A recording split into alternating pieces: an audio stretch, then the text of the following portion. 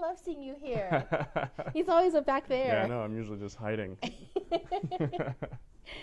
All right. 1, 2, 3. Post Show and Tell with Dr. Ken. Welcome to Post Show and Tell with Dr. Ken. I'm Joz Wang, your host, and this is my guest co-host. And I'm Charlie Magovern, a sports photographer and journalist.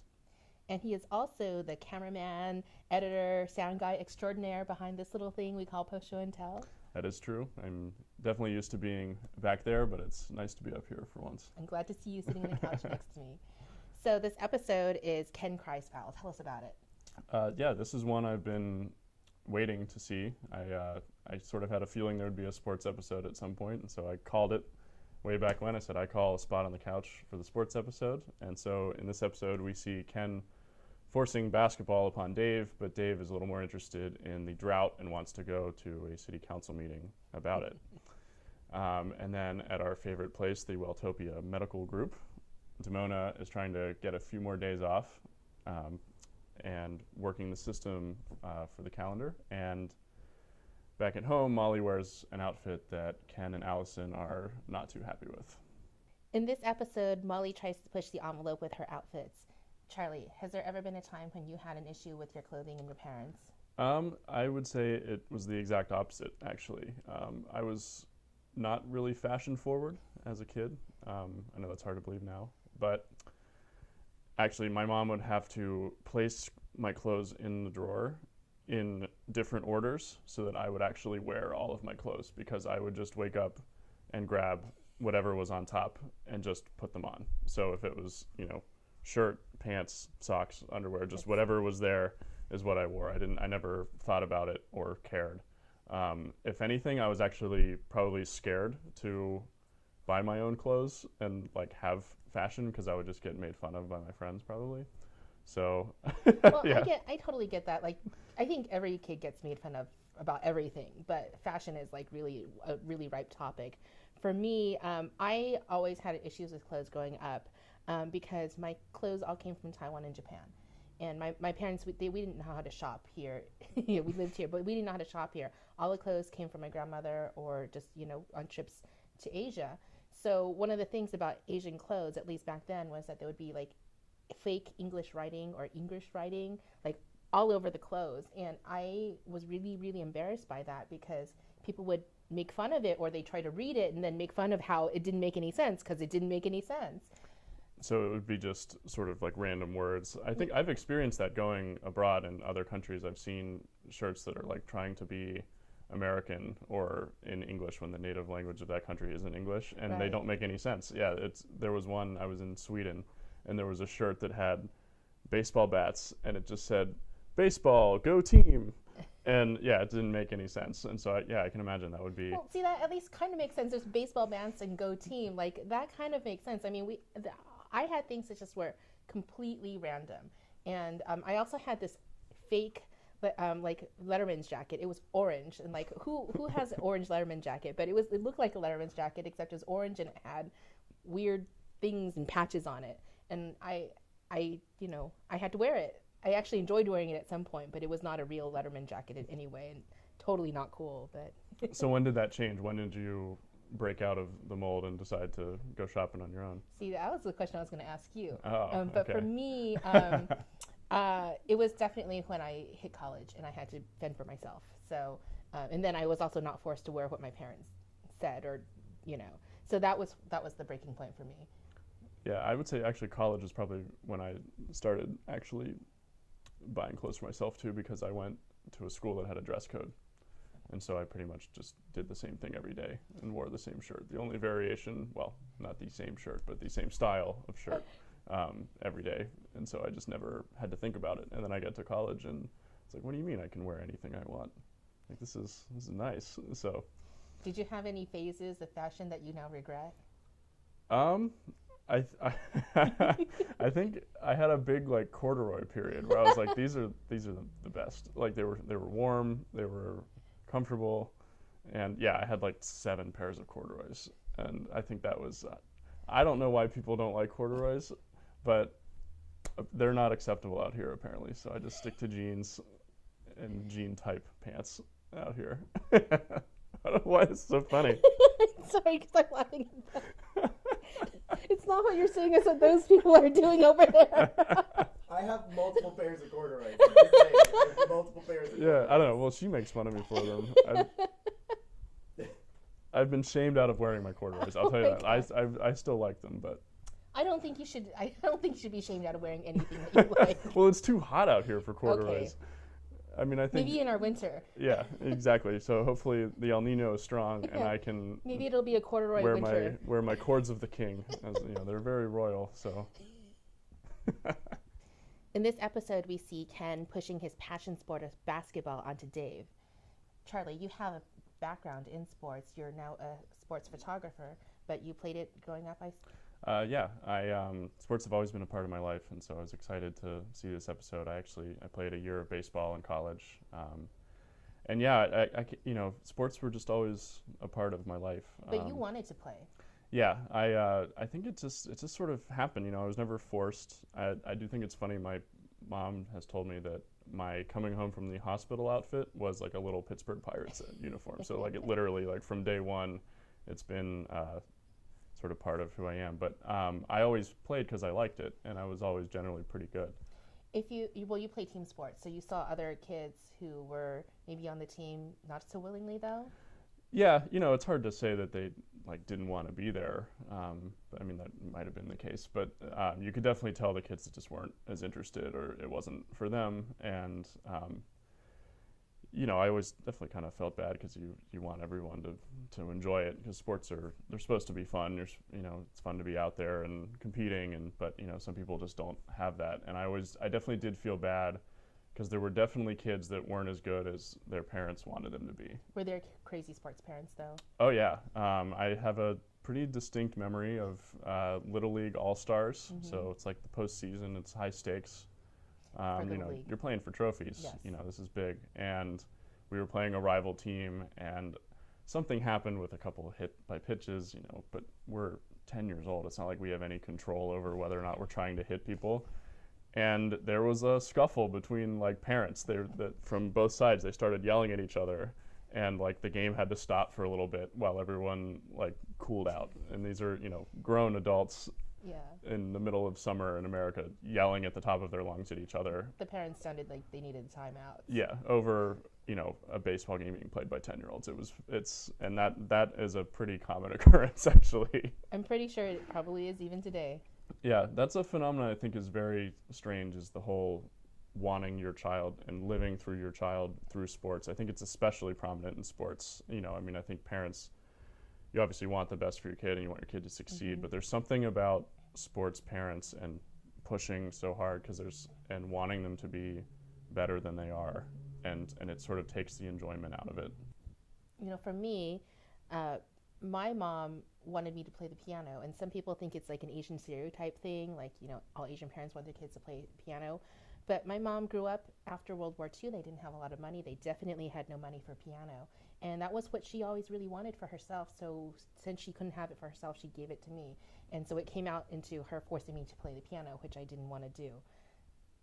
Yeah, I think that's definitely, it must be just part of being a parent is, you have a kid and you want them to learn things, and it's sort of like, well, why not have them learn something and be good at something that you've always wanted to be good at, because then you can at least have that satisfaction. My dad actually was kind of like that with golf.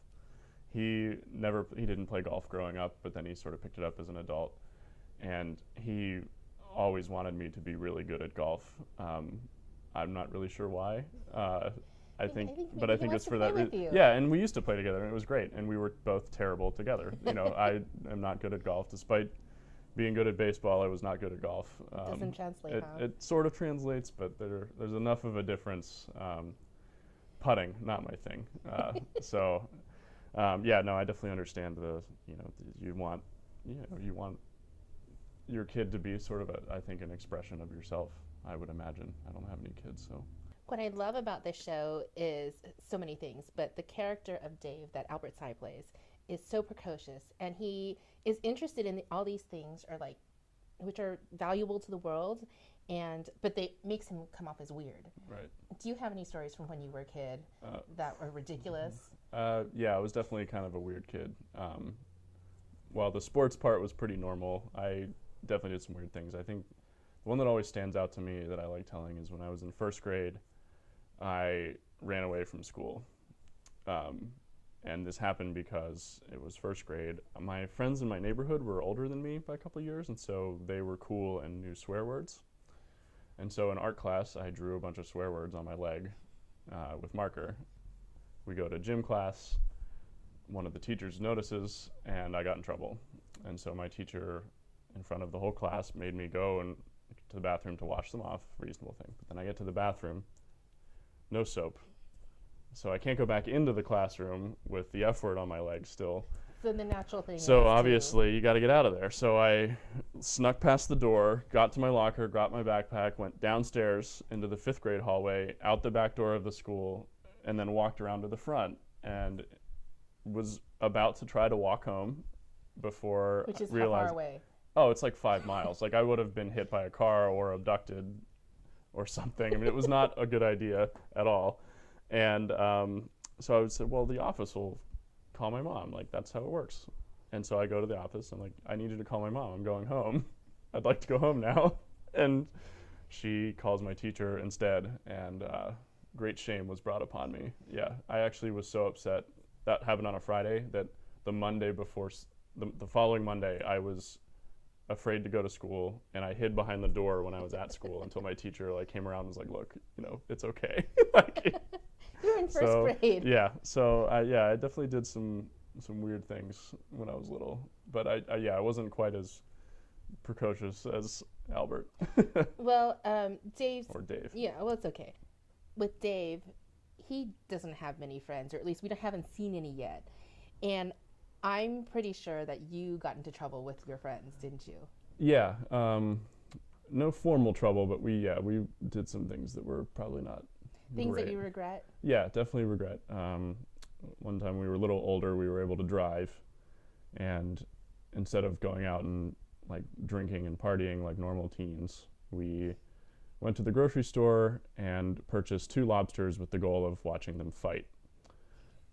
And so we go to the grocery store. My friend, straight up, face to face, asks the guy, I need your 2 most aggressive lobsters, please.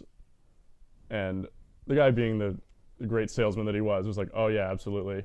And gives us the 2 biggest lobsters in the tanks. But not necessarily the most aggressive. No, yeah, just because he was like, oh man, this is bad. I don't want to know where this is going. And so we bring them home, and we filled up a tank of water, and we put them in the water and waited for them to start fighting. And you didn't try to instigate them at all? I think we poked them a little bit, yeah. But and then so then they sort of just crawled onto each other, and then they stopped fighting. They stopped moving, and so we were like, all right. And then we went and did something else, and then we came back, and because it was freshwater and lobsters are saltwater creatures, they were just dead. So we drowned 2 lobsters, and instead of fighting, they basically embraced each other and suffocated together. So that is what I did with my friends. So friends aren't always great, because I will say this was not my idea. I didn't come up with this. I won't make you throw anybody under the bus here. Yeah. Anyone who's watching, of my friends that might be watching, you know who you are. Everyone knows their role in this story. Yeah, that was a very terrible thing to do. So sorry, lobsters. Yes, I feel really bad about that. All right, so now that you've heard my horrible deeds, what are some things that you were interested in when you were younger, or that maybe you were called precocious for? So I was probably a little bit better behaved than you. I was a good kid. I mean, really kind of a goody two-shoes in some ways. In 5th grade, we were given an assignment of what's your favorite TV show. And everybody was like, I love The Cosby Show. I love this show. I love that show. And I was the only person who wrote that I loved the TV show Nova on PBS.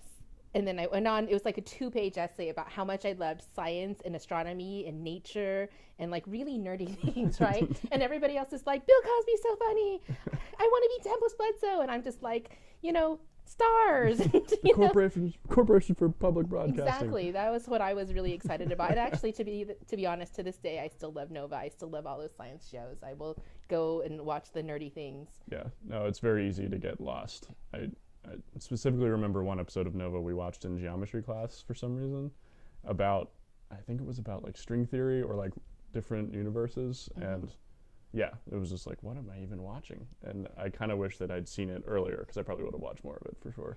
Well, I don't know, like, to this day, I get really excited about things like fractals. Like, there's like a whole, I don't know if it was Nova or some other show, it was about fractals. And I was like, I love this, it's about fractals. And I totally just nerd out. And it's really embarrassing, but it's just the way that I am about things that I'm interested in. In this episode, Damona tries to game the system and get more vacation days.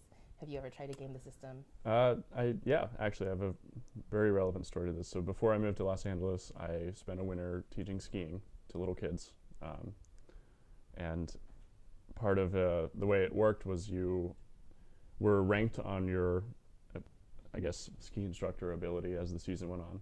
And so we would have a lineup every day, and then depending on how many clients we got, would determine who got classes that day. And so if there weren't many clients, then people would not work and you wouldn't get paid. But if you had priority and you didn't want to work that day and you wanted to go skiing instead, you could put yourself at the bottom of the lines. We called it backlining.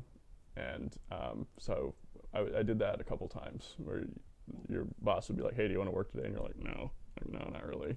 And he would be like, all right. But the risk of backlining was that if you got an influx of customers, then you would be stuck with the lowest priority class, which was basically teaching first-time kids, which is fun if you take the right attitude and you have patience, but that becomes very hard to do when you are hoping to go skiing because it just snowed last night and there's great skiing to be had and you're like almost there and they're like, nope, you got to stay. And so it's definitely a risk because if you had just stayed, you would have been out skiing with kids that are better than the first timers. So it's like a little bit of an element of gambling. Yeah, no, you were definitely rolling the dice, and because you wanted to go skiing with your friends. Usually it was a couple people in cahoots be like, yeah, we're gonna backline today and hopefully not work. So I think this is a good time to ask the audience if they've ever tried to game the system. So let us know in the comments, like us, thumbs up us, subscribe to us, tweet at us at Post Show and Tell. Thank you so much for joining us, Charlie. Yeah, no problem. It was good being up here. See you next time. See ya.